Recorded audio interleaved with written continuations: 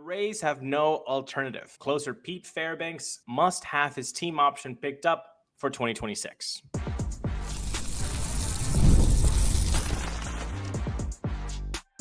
You are Locked On Rays, your daily Tampa Bay Rays podcast. Part of the Locked On Podcast Network, your team every day.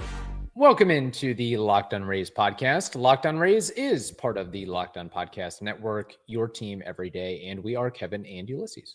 And we're lifelong Rays fans who've been podcasting about the Tampa Bay Rays since 2019. Later on in today's show, we'll discuss how the Rays enter sweep season with the Nationals hopefully serving as the perfect warm-up act. In a few minutes, we'll kick around whether Pete Fairbanks' $10 million price tag might look better on someone else's books than Tampa Bay's. But to start, we're diving into why the Rays have no choice but to pick up Pete Fairbanks' 2026 team option. And we're going to talk about all of that thanks to Game Time. Download the Game Time app, create an account, and use code LOCKEDONMLB for $20 off your first purchase. All right, Ulises, I know that Pete Fairbanks blew a save in yesterday's game, his fifth of the season, but that should not detract from the thought and idea and belief that his option has to be picked up by the Rays for 2026. Team option of $10+ million. There may be another million or two based on incentives, but I think Pete Fairbanks, over his time and tenure with the Rays, has earned the money and earned that option to be picked up. Furthermore, my key point here is, if not him, then who? Who's going to be the closer for the Rays in 2026 if you don't pick up that option? Who's the guy on the current roster or elsewhere that you're going to go and get and say, hey, we want you to be the named closer, and we want you to be the guy to get the high leverage outs in the most difficult and most important outs of the ballgame? Because nobody on the Rays roster, on the Rays pitching staff, has, quite frankly, the experience and expertise that Pete Fairbanks does. So unless the Rays have something else up their sleeve, I really don't think there's any other to pull the trigger and say, yeah, we normally don't pay relievers $10+ million, but that's all we can do. I think with Fairbanks, during his tenure with the Rays, the biggest thing about him was, can he show durability? Yes. And that's something that cannot be questioned during his 2025 season, because not only is it a career high in innings pitched already, he stayed healthy, has avoided the IL, but he's also has the most appearances ever, now crossing over 50. So the biggest thing that he's always been asked is, can he be durable? And he has shown that. You talk about experience. Well, the last 3 years, he's given you 25 saves, 23 saves, and so far 22. So there is a big chance that he's actually going to get even more saves than he's ever done before and eclipse his career high of 25 from a couple years ago. The fastball velocity has stayed the same year after year, which, as a pitcher, we all know that when you lose a mile per hour, it's a big deal. It's a big deal on average. He has literally stayed the same from year to year, from 2024 to 2025. So all those things are incredibly good markers that tell you the team option has to be picked up. And when you talk about closers from the franchise, he's getting up there with names that have done really cool things for the Rays. He really has. He's not that far, many a save from Alex Colomé and Roberto Hernandez. In fact, I would venture to guess if he is to stick around with the Rays in 2026, he would break both the save markers of Colomé and Hernandez. I do not have the numbers in front of me, but it is not a huge number that he has to get as far as saves are concerned to be the franchise leader in that category. And I like the point you brought up about the fastball velocity, because that's honestly what many closers live and die with, is how fast can you toss it? And we're still consistently seeing 97, 98, 99 miles per hour combined with that slider of his. And here's the thing that I think cements If people wanted the saves list, Pete Fairbanks is right now tied for third with 85. With you care to play a little small trivia here? Who he's tied with in third? I just know he's behind Colomé and Hernandez. Tied for third, I would say Fernando Rodney, perhaps. And you would be correct. Fernando Rodney and Pete Fairbanks have both 85. Alex Colomé has 95.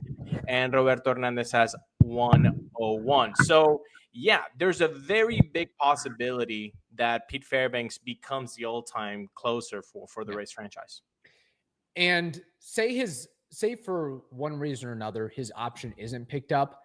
My question is, who's the guy that can step in and fill that void on the current roster? Who's a guy that you can have more confidence in? I know you can find a guy that's cheaper, but is there somebody that can duplicate and replicate what Pete Fairbanks has done on the present roster? And I don't know if nobody carries more veteran leadership than he does in that bullpen. And you can maybe make the argument that Griffin Jacks or even Garrett Clevenger would be nice options there to supplant him. But the veteran leadership of Pete Fairbanks is definitely noticeable from the outside. So in the clubhouse, I mean, this is a guy that's pitched in multiple postseasons and in the World Series. Like, he's no stranger to big moments at all. So when you talk about high leverage situations and getting that last 3 outs of the ball game, you need a guy who's been there, done that. And Pete Fairbanks has that in spades. Yeah. And the other thing I'll note is before long, there's going to be a new ownership group coming in. And I would feel that if you're a new ownership group, you want to try to build and foster some positivity and goodwill among the existing players in the fan base. Not to say that Pete Fairbanks is the franchise player or a fan favorite. I think he is very well liked, by his interviews and, some of the funny stories that come out about him, crazy eyes and all that. But I think that would be a signal to the organization and anybody who follows the Rays and the employees of the Rays that, yes, we do mean business and we will spend money when it's warranted versus paying him a $1 million buyout to be a free agent and see you later. I think that could go a long way of saying, okay, we're not here to just make a profit. We want to compete and we want to win games, because ultimately at the end of the day, you're a better team with Pete Fairbanks on the roster. And with your angle of new ownership, if you pick up that 2026 option, which has to be picked up, it really does have to be picked up. You are giving it back to Rays fan nation, which is your point with goodwill. Your new ownership. Hey, he's a fan favorite. There's no discussion. I think Pete Fairbanks makes the top 10 most liked players in the last 20 years. So yeah, the team option has to be picked up if you want to earn that goodwill with a new ownership. That's for sure. But Kevin, the real question might not be whether the Rays pick up Fairbanks' option, but whether they should actually keep him after that. Hey, Locked On Rays fans, are you still paying full price for gas? Well, don't do that. Stop leaving money behind and get real cash back every time you fill up with the free Upside app. Simply download the free Upside app in the App Store or Google Play right now and start earning cash at the pump today. Use our limited time promo code and get an extra 25 cents back per gallon on your first fill up. You're already going to get gas, right? Well, why don't you get up to $300 a year just from buying that gas you already needed? Real people are getting paid just to make their daily commutes, and then you can cash out at any time using PayPal or an e-gift card for Amazon and other brands. So don't let this offer drive by. Download the free Upside app right now. Use our limited time code for a limited 25-cent per gallon bonus. Offers vary by user and location. Go to upside.com for terms and conditions.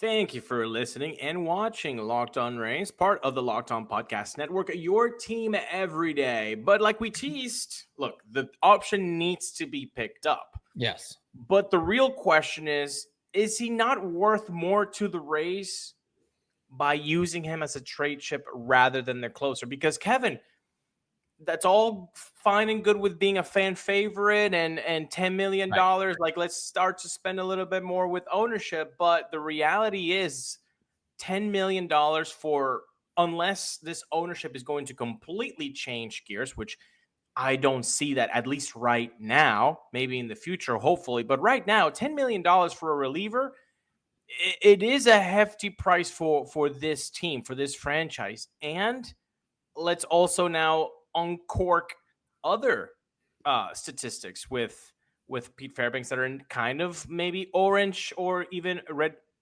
flags.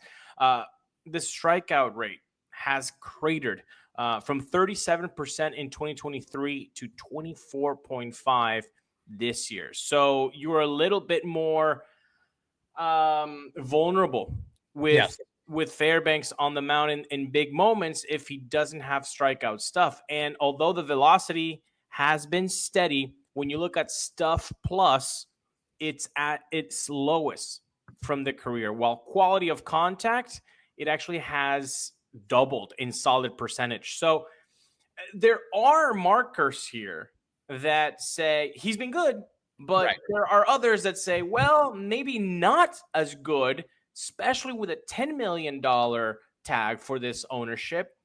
And maybe you can get something really valuable when his counterparts are earning much more money than he does. So he would be actually really attractive at $10 million for a team that can spend that type of money and is looking to get a better bullpen piece. Yeah, I will note that some of the highest paid relievers this year across the league, Edwin Diaz, 20.4 million, Josh Hader, obviously 19 million, Tanner Scott with the Dodgers, 18 million, Ryan Presley at 15 million. And Ryan Presley is not having a good year. That is money wasted for sure by the Cubs. Raisel Iglesias, 14.5 million, Kirby Yates, 13 million, and the list goes on and on. He would probably, if I had to ballpark it, Pete Fairbanks at $10 million would probably be like the 15th to 18th highest paid reliever, which I think is pretty good value compared to the output that he's providing. But you do make very good points about, I really think he's not getting any better. This is who he is. And as the years go on and the risk for injury continues as you get into your 30s, that is mildly a concern. He's not the guy that is going to go throw 45 innings and strike out 70 guys. You're basically looking at a guy that is only striking out one dude per inning for one reason or another. And that is a little bit concerning because when you bring in a closer that throws 97, 98, 99, the idea, the thought process is he's at least going to strike out two of the three hitters. And if you're not striking him out, you leave things to chance with obviously walks, but hits, dribblers, home runs, as we saw in the game the other day. But I will say, and Evan Klosky has brought this up, it is one thing to pick up the option, but to immediately flip him, that's also kind of a bad look, I think, among the players in the fan base as well, unless you wait until the All-Star break or closer to that point. I think the concept is not just paying him the money, but knowing that he is a guy that is going to help you win games, and you want to make your team better for 2026. So having him on the roster, at least for the first half of the season, makes a difference. Now, if the team struggles and flounders, then you got a big trade piece that you can pick up. I think, but I guess it depends on what they think they can get in return from one of these big market teams. If they think they can do just as well, sure, but you're probably going to have to find a prospect and a no-name reliever that you hope can fill the void. That's a great point with you're bringing from Evan Klosky. Obviously there's a human side of this, but I mean, I get that, but the Rays do things differently, and we know that Neander has an open door policy with his players, and we know this from not only players, not only from him saying that, but from players that have left the organization and have noted. And if I want to get a basis per basis, a scenario per scenario, an example per example. In this situation, it happened to Tyler Glasnow. They picked up his option. Yeah. And they shipped him off. Yes. Did they have a conversation? Yeah. Did they have a beer together? Yes, they did. But that's how the Rays operate. Like they do have an open door policy, and hey, they'll be very frank with you. We're looking into opportunities. So I understand what Klosky is saying there, but I also understand that the Rays, I'm not saying they don't care about that, but it's like they don't see that as a prohibiting measure of, okay, well, if we picked up his option, we're not going to trade him. Like they literally did that with Glasnow. So I wouldn't be surprised if they pick up his option and move him. But to the earlier point, $10 million is definitely good value for what he provides. Correct. My lens here is it not too much money for a closer that doesn't give you closer type stuff? And closer type stuff means strikeouts. It's just the game that is played in 2025 and beyond. Like right now, you need strikeouts in the 9th inning because a bloop and a blast is definitely possible. It just happened, folks. It just happened. And I know Fairbanks took a while to allow home run. I think his first home run he allowed like in the mid of the summer, like late June or early July. But he's given up 5 now. So the numbers are going to be there at the end of the season of bombs let in. I think he can bring more value to this team in 2026 if he is flipped rather than keep him as a closer. Now, if you tell me the Rays want to spend money and they're willing to spend money, then keep Pete Fairbanks, but not as a closer. That would make your bullpen extremely solid. If Pete Fairbanks isn't your go-to A-type stuff guy, then yeah, I think this Rays bullpen would be great. And that's a great idea. But I just don't see a world where they're going to be bringing somebody better than Pete Fairbanks and keep Pete Fairbanks. So in that case, use him as a trade chip and get some value back. Yeah, that's a Steve Cohen scenario right there, is having a $10 million 7th or 8th inning guy. There you go. I guess the point is he's really the best that we got at this point.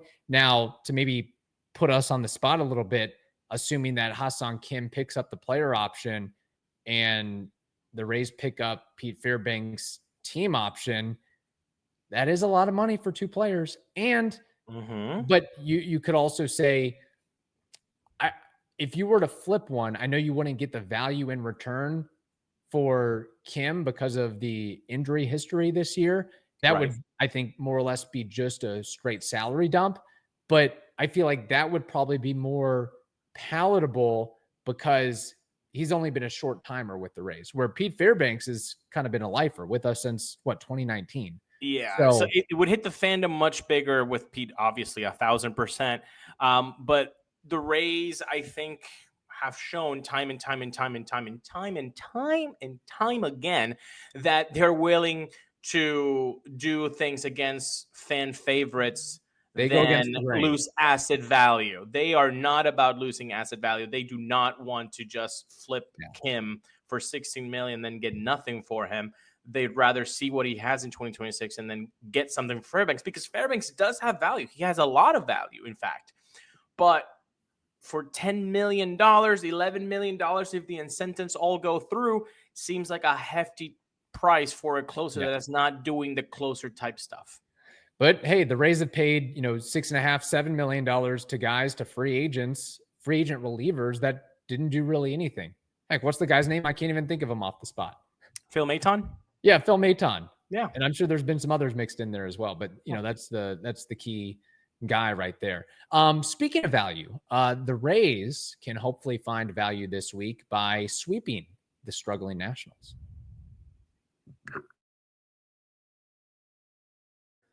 All right, listeners, we have an important request for you all. Locked On wants to hear from you. We've put together a survey to learn more about our listeners and make your favorite podcast even better.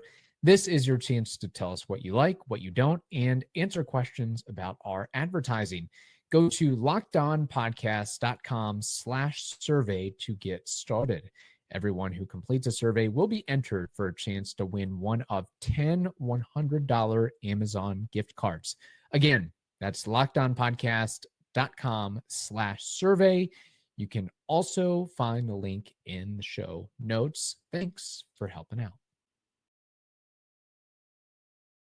There's nothing like catching a baseball game live. The energy, the crowd, the chance to see your team in person. And now there are only 2 homestands left for the Rays in 2025.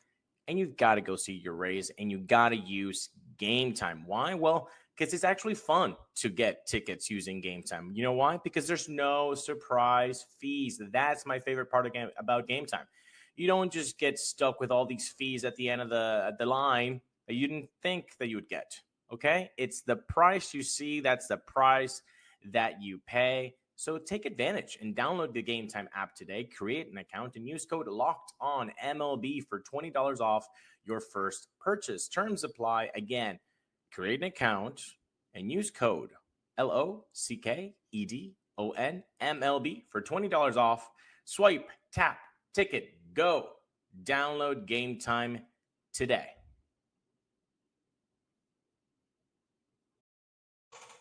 All right. Thank you for making the Locked On Rays podcast your first listen today. We appreciate it. We are part of the Locked On Podcast Network.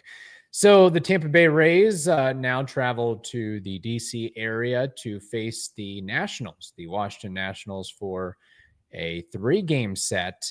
And I will say that the Rays, in the last week, they've pulled off 3 consecutive victories.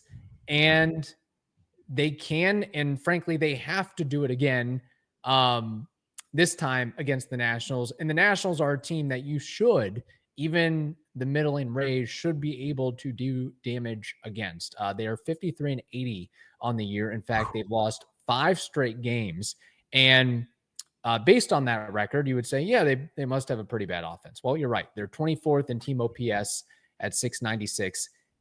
And then you're probably also thinking or saying, well, they probably don't have a very good pitching staff either. Well, yeah, you'd be right on that front too.